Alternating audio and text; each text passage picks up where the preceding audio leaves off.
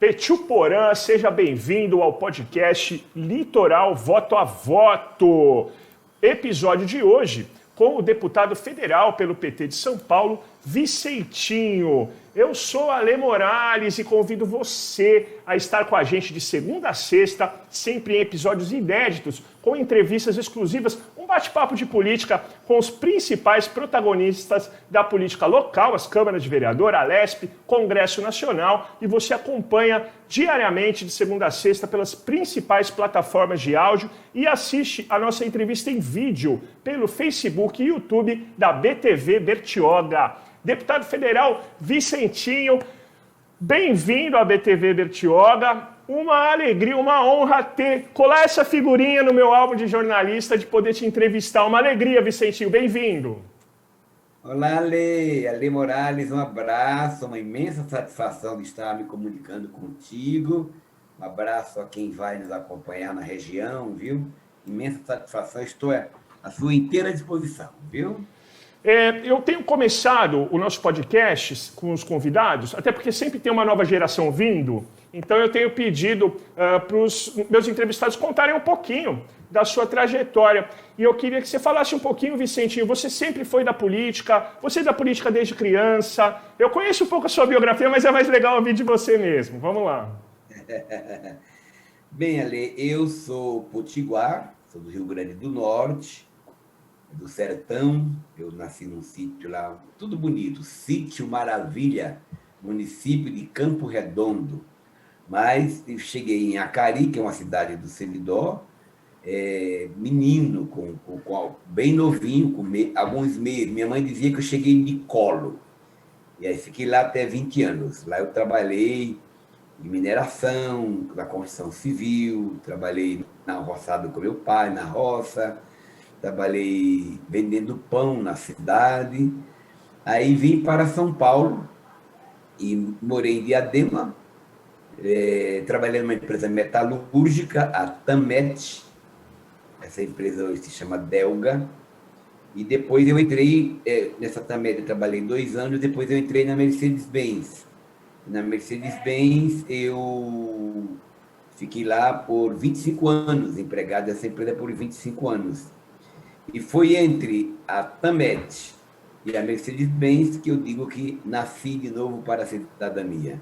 Me descobri metalúrgico, portanto eu pertencia a uma categoria e me filiei ao sindicato em 1977. O Lula era o presidente do sindicato.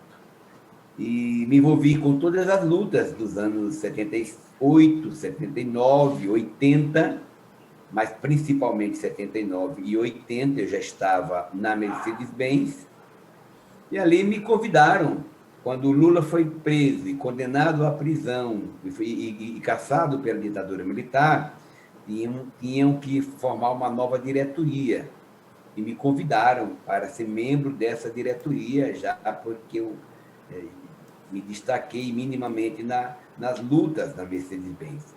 Eu fui vice-presidente, mas quando foi em 83 também fui caçado pela ditadura militar, pelas nossas lutas, eu juntamente com a diretoria, o companheiro Jair Meneghelli era o presidente.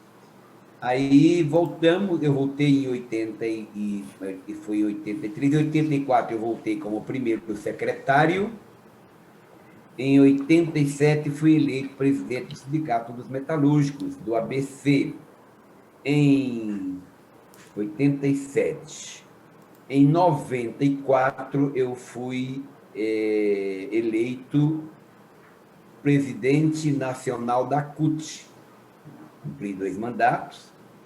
E em 2002, eu fui eleito deputado federal.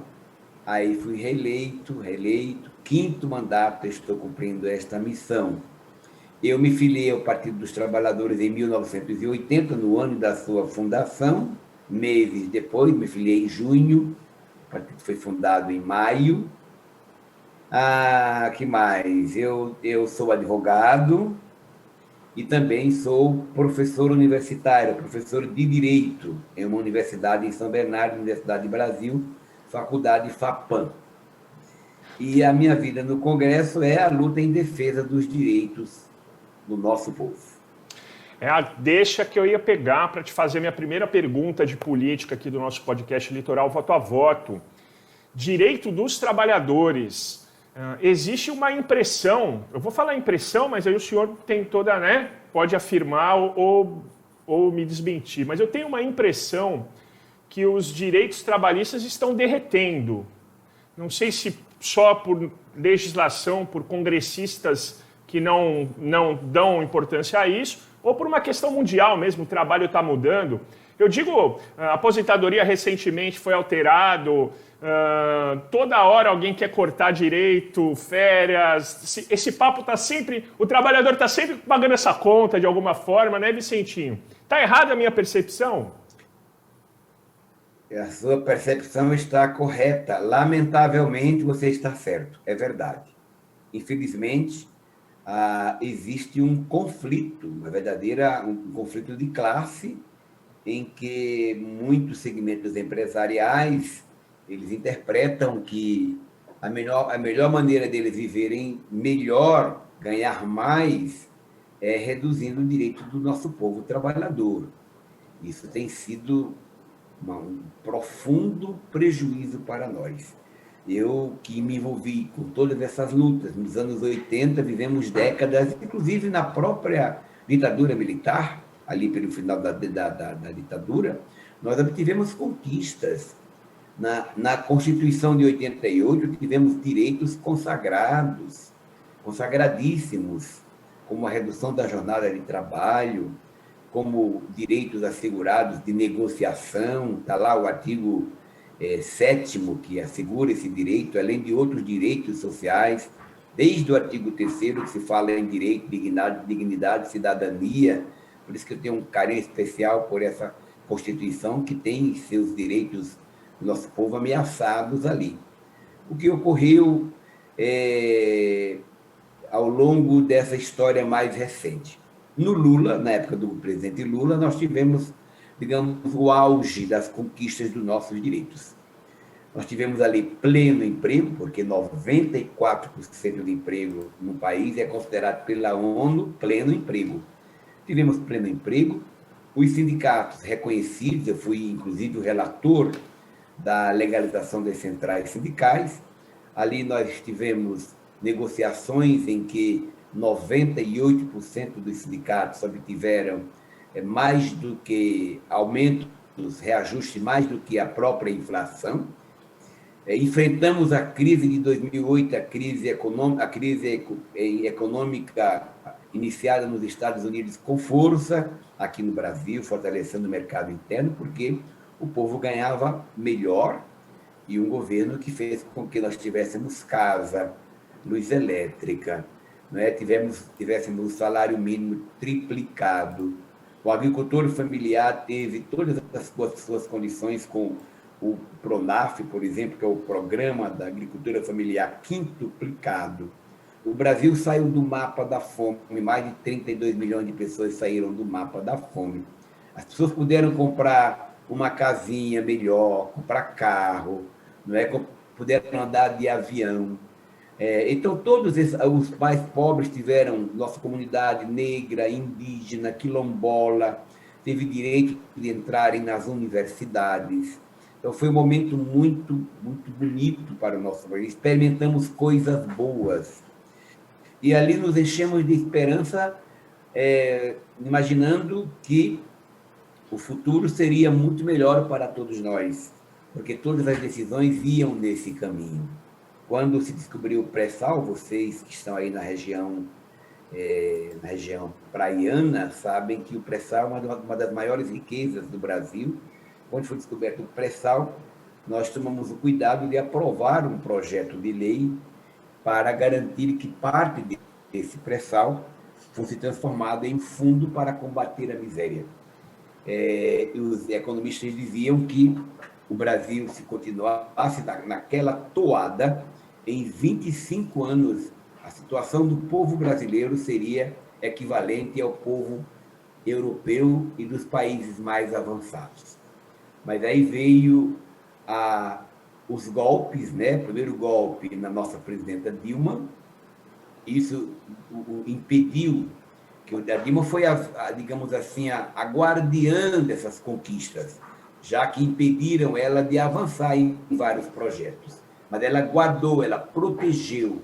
E, com isso, começaram aí os ataques. O primeiro golpe foi na Dilma, depois o segundo golpe veio no Lula, impedindo que ele saísse candidato a presidente da República.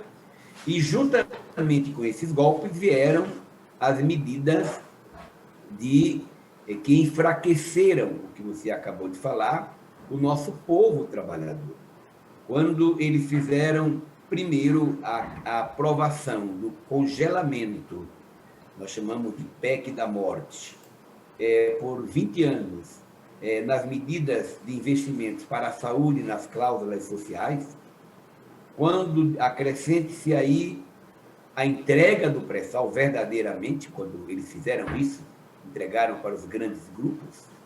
Depois eles começaram a destruir a produção nacional, a produção com conteúdo nacional.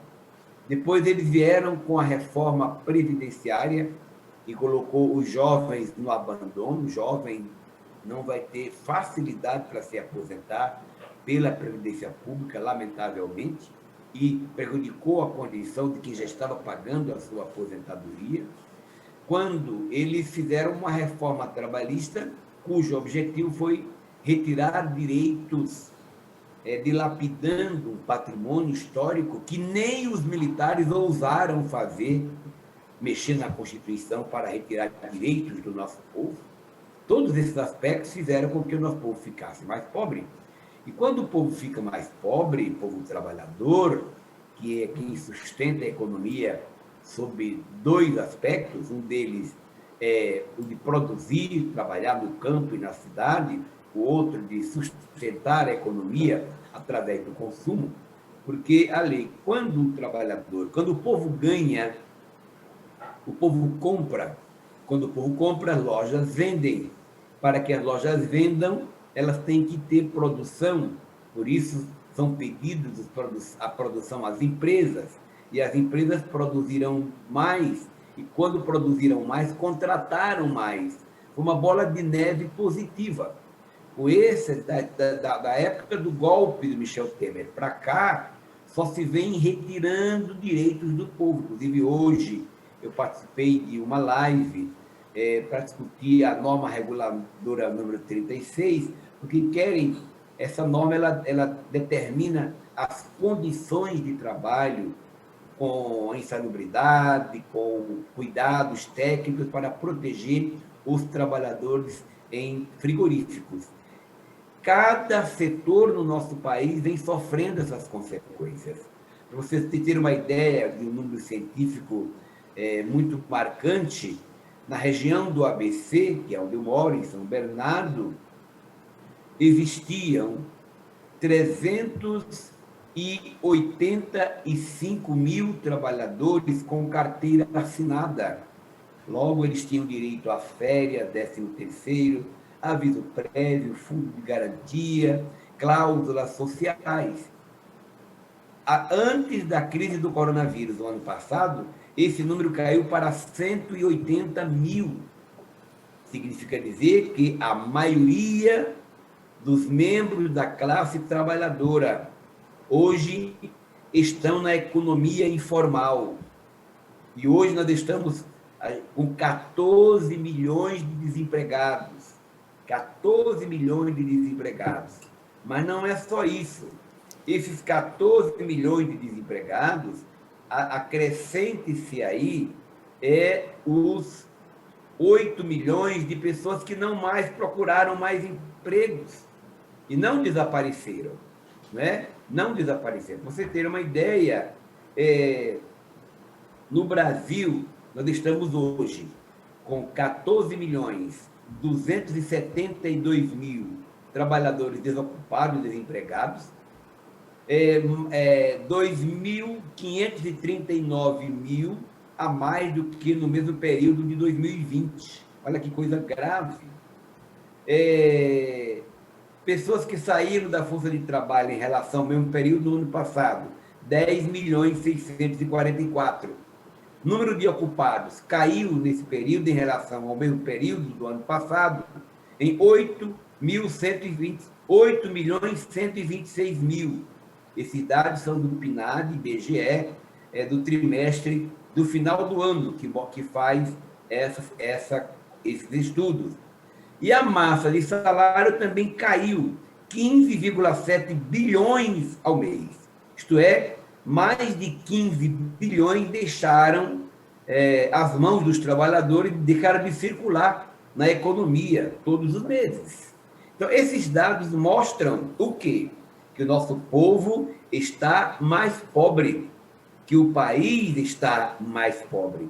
E quanto mais pobre, mais desemprego, mais sofrimento. Aí veio a crise do coronavírus, acabou de aprofundar essa situação. Deputado federal Vicentinho, do PT de São Paulo, participando com a gente do podcast Litoral Voto a Voto. Semana de estreia do nosso podcast com uma presença tão especial. Vicentinho, você citou o ex-presidente Lula e a gente está já vivemos na outra eleição e parece que não melhora, aprofunda uma grande polarização no Brasil, né? Uma brigaiada. O que você pode falar sobre isso, Vicentinho? Tem caminho para a gente sair dessa brigaiada, desse coisa, parece até coisa de gladiador, né? Olha, Ale, primeiro dizer a todos que o que eu vou falar agora não é nenhuma crítica a ninguém. Nós podemos votar errado. Se na época de Jesus Cristo o povo votou errado quando votou pela morte de Jesus Cristo, imagine em épocas normais e épocas depois. Sempre o povo é manipulado. E eu digo que o povo foi manipulado na eleição passada para presidente da República. Um candidato que só destila ódio, como era o Bolsonaro.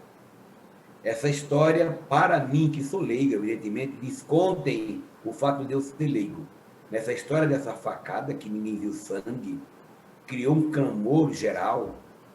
Ele não foi a nenhum debate. E o Lula impedido de sair candidato, isso cheirou muito mal. Depois foi comprovado que foi um golpe que aconteceu com o Lula candidato. Fizeram tudo aquilo para o Lula não sair candidato a presidente. Lula sofreu, foi preso, ficou mais de 500 dias preso. Nesse período ele perdeu a Marisa, ele perdeu a... Ele perdeu a Marisa, ela estava sofrendo com os ataques ainda. Mas enquanto estava preso, ele perdeu o neto, perdeu o irmão Vavá. Lula que morou no litoral, viu? Lula de Itapema, Vicente de Carvalho, aqui no Guarujá. Mais precisamente, né? Foi menino naquela região. E o Lula considerado o melhor presidente da história do Brasil de todos os tempos. Então, eles usaram todo tipo de mentiras, inclusive as fake news, que chegam nos celulares do nosso povo com muitas mentiras. Até que um dia se provou a inocência do Lula. Inclusive essa história do prédio, aí de Guarujá, aí da região, né? O Lula, portanto, foi a grande vítima dessa história. Então, não foi o Lula que provocou nenhum embate, pelo contrário.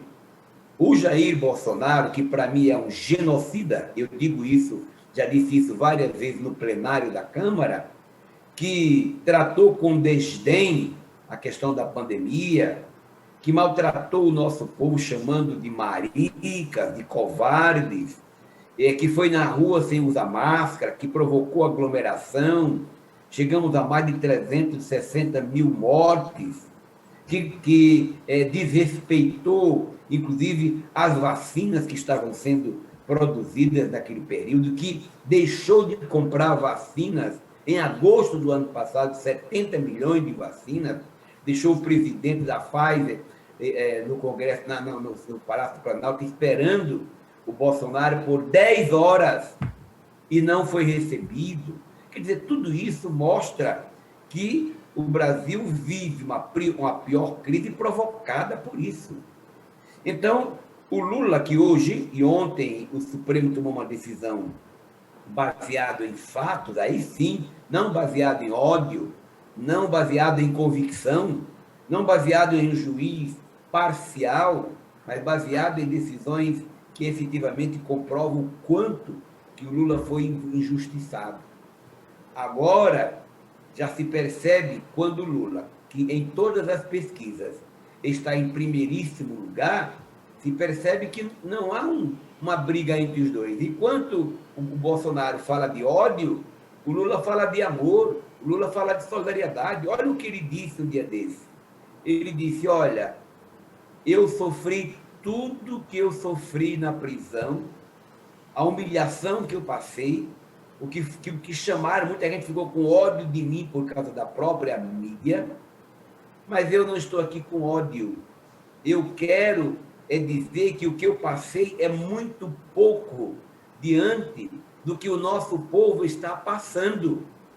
Diante do nosso povo que voltou a comer 3 vezes por dia, o nosso povo que voltou a construir a sua casinha ou ganhar a sua casa própria. Olha a generosidade de uma pessoa como Lula. Não é à toa que ele está em primeiríssimo lugar outra vez. O que é que vão inventar? Nós temos agora que pedir a Deus para proteger a vida e a saúde do Lula, porque ele é uma esperança para o nosso país nas próximas eleições. Eu nunca vi, no caso do Bolsonaro, um presidente com tantos pedidos de impeachment, tantos, passou de 100. E agora se abre, por uma decisão do Supremo Tribunal Federal, a CPI, por causa das negligências desse governo perante as mortes do coronavírus. E aí, com a crise do coronavírus, vem a crise econômica cada vez mais grave. Não à toa que nós estamos fazendo campanha nas ruas, nas fábricas, nos bairros, de arrecadação de alimento para quem está passando necessidade. É fundamental que nós façamos isso. Isso resolve o problema do Brasil? Claro que não. Mas a caridade, como disse Betinho, quem tem fome tem pressa e a fome dói. Por isso que a gente está junto nessa campanha.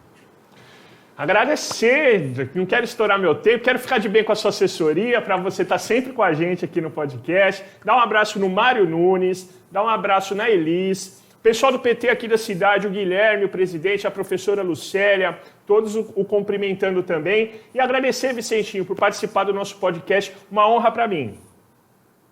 Ô, Ale, muito obrigado por essa oportunidade.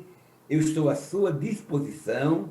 O Mário Nunes é o meu companheiro que trabalha comigo há muito tempo, é quem cuida da nossa agenda. A Elise é a nossa responsável pela comunicação, são pessoas muito dedicadas. Meu abraço para a professora Lucélia, que ela foi uma candidata maravilhosa. Ela enfrentou com galhardia todos os debates. Uma mulher negra, educadora. A minha solidariedade, como professor que eu também sou, a minha solidariedade. Até porque, estimado Ale, saiu na Folha de São Paulo esta semana que os professores são obrigados a irem dar aulas.